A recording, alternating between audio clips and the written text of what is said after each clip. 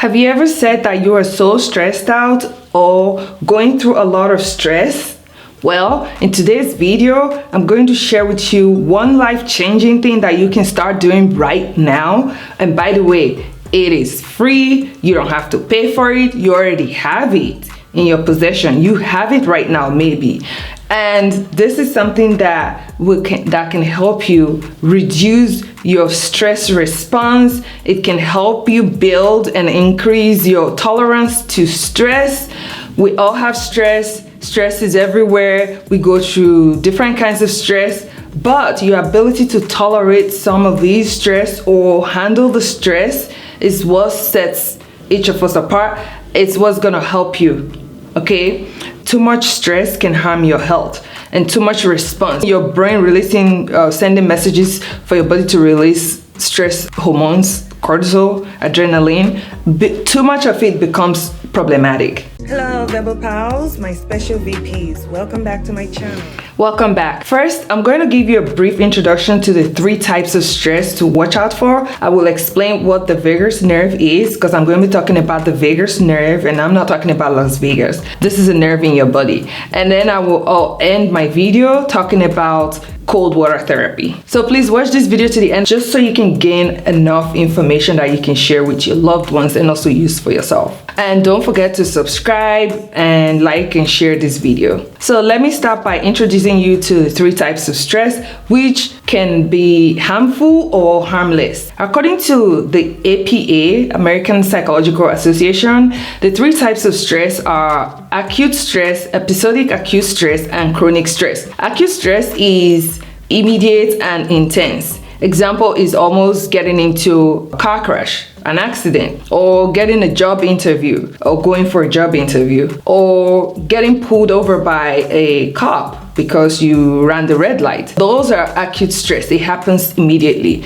Then there's the other stress is episodic acute stress, which is similar to acute stress, but it's episodic, meaning it's recurring. It happens on a regular basis. Example could be work related, maybe work presentations. Maybe every week you have to give a presentation at work, at school. Every week or every month you have some type of presentation, or you have exams, tests. Another good example are recurring doctor's appointments, especially for people who are dealing with very serious health illness or health conditions, where they have to go to the doctor maybe every week or every 2 weeks to check up to see if they're improving. Those can really bring about episodic acute stress. Now, the last and the most harmful type of stress is called chronic stress, and that's the one that I made a video about. So please watch my previous video. I put it up right here. Watch this video to know more about chronic stress and how it affects, how it actually damages the brain, but how to reverse the damages to your brain. Now let's dive into what you can start doing today to increase your stress tolerance. Activation of the vagus nerve by way of cold water therapy. That's what I'm talking about. It's also known as hydrotherapy or cold exposure. This is something that you can start doing, like I said, today, okay? Now let's talk about the vagus nerve before I talk about cold water therapy. What is the vagus nerve? Now I'm not talking about Las Vegas. It's the same pronunciation but different spelling. With this vagus, what happens in this vagus does not stay there. So just remember that you have something called a vagus nerve. The vagus nerve is the longest and most complex of the cranial nerves, extending from the brainstem down to the various organs in your body. The word vagus means wandering in Latin, reflecting the extensive distribution of this nerve throughout the body. In layman's terms, what does this mean? It means the vagus nerve originates from the head and spreads to different parts of the body. There are 12 cranial nerves,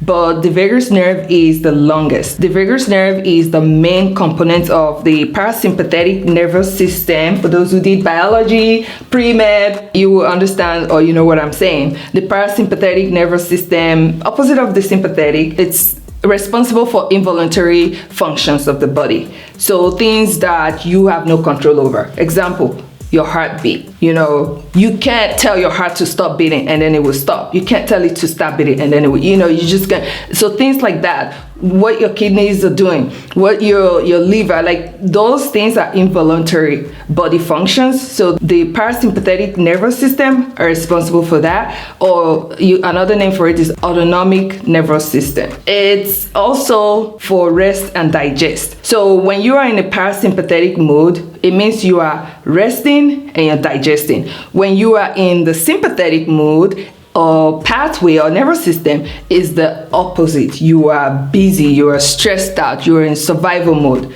that kind of thing. So the parasympathetic pathways or the parasympathetic nervous system regulates the body's rest and digest response, promoting relaxation and conserving energy. In another video, I will share with you other ways to activate your vagus nerve, but today our focus is using cold water therapy. Studies have shown that you can activate the vagus nerve by engaging in cold water therapy. Cold water therapy is the practice of taking daily cold showers or splashing cold water on your face or swimming in cold water or immersing yourself in a cold bath or swimming pool, lake, rivers. For me, I swim in cold water. The initial shock is what I don't like, but that's actually what is good for you. I swim in cold water and I take cold water showers, but I call mine a mini cold water shower because I don't do full body. I am not there yet. I have been taking hot baths. I've been using hot water to take showers since I was born, and I don't like cold water. But 6 months ago when I started doing this cold water therapy, and up till now, what I do is after I take my warm bath, my nice warm hot shower, I turn my water temperature to the cold temperature and I turn it down all the way down. So for those of you who live in the US, you know, in the wintertime, the cold water coming out of the tap is really cold. It can be colder than water in the refrigerator. Then even in the summertime, now it's summer, the water coming out of the tap when it's turned all the way down to the cold side, is still cold. So it's still cold enough for this cold water therapy. What I do is, you know, after taking my shower, I do my leg. I put my leg in the cold water, the cold shower, and I put it all the way to my knee. I'm not all the way able to put my entire body, so I just put my legs all the way to my knee in the cold water, and I do the same thing with my hands, my arm, all the way to my elbow. And then the last thing I do is my face. I put my face in the cold water, in the cold shower, and I just let it run. And it's really good, but the water starts dripping to my chest, but it feels really like the shock and the cold is too much on my chest, so I tend to like move back and just like block it. But I believe that if you're able to put your entire body and especially your chest area, I think you will have more benefits and you will be able to build this stress tolerance faster. Who knows? I haven't really looked into that yet, but it's really good. It makes you feel good. You feel the shock at first, but then you get used to it. And then one thing too is that I think it helps with your skin. It helps with your skin. Okay, so maybe putting your face in the cold water too can also help reduce aging. Who knows? I mean, look at me. I just started doing this, so it's not cold water that makes me look younger than my age, but it's other things. So I'm not gonna go into that today. So let's go back to cold water, okay? As long as the temperature is, colder than room temperature, well, actually it's recommended for the temperature to be at least 59 degrees Fahrenheit, as long as it is cold water. Okay, so you just dip yourself in a cold swimming pool, whatever, anything, as long as it is cold water, you're good.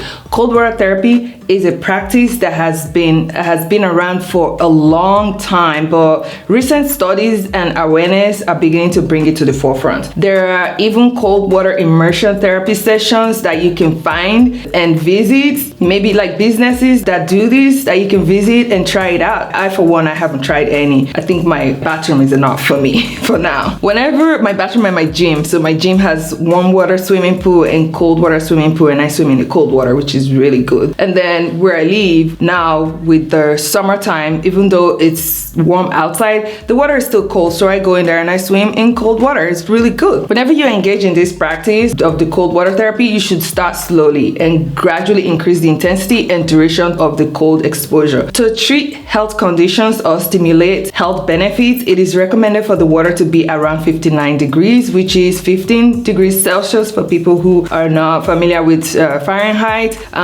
In addition to the benefit of reducing your stress response and increasing your tolerance to stress, cold water therapy is good for reducing inflammation. So if you have arthritis, soreness, muscle ache, it's good. Meaning athletes can benefit from cold water therapy due to sore muscles or aching joints, or even for you, after you get a good workout, after you go to the gym, take a cold shower and you will feel very relaxed and less sore if you're sore. Okay, so the shock of the cold is what triggers the body's relaxation response and stimulates the nerve. This is the connection between cold water and the vagus nerve. The vagus nerve is like I said, is the longest nerve, and this is how it's activated. But there are other ways that the vagus nerve can be activated, but today, because we're focusing on just cold water therapy, because of that shock, that initial shock of getting this cold water on your body or you immersing yourself in cold water, the vagus nerve is stimulated. It's activated, and I've already established that the vagus nerve is responsible for rest and relax, and it has a lot of other functions, but it's part of the parasympathetic pathway or parasympathetic nervous system. So there are several benefits anyway associated with activation of the vagus nerve. Just to name a few, activation of the vagus nerve can reduce anxiety, it can improve emotional resilience, it can enhance healthy gut, so it helps with your digestive system, it can lower blood pressure, and it can help with arthritis, like I already mentioned. So I'm not going to go into deep today, but next video I might talk more about the benefits as well as other things that can activate the vagus nerve. So come back for more. In summary, activating the vagus nerve can offer several benefits to your overall health and well-being. Engaging in cold water therapy can help you build tolerance to stress and reduce your stress response and survival response, so that life is a lot sweeter and less stressful, even in the midst of stressors. We all need that, right? That's all I have for you today. Thank you so much for joining me to the end of this video. Please don't forget to subscribe. Don't forget to like and share this video. And if your notification button is on personalized, I want you to click on it and change it to all, because that's how you get notified whenever I post a new video. Feel free to leave your comments below and share your experiences with cold water therapy or any other therapy that you use to reduce your stress response. I look forward to seeing you next time. Thank you so much for joining me. Take care and bye.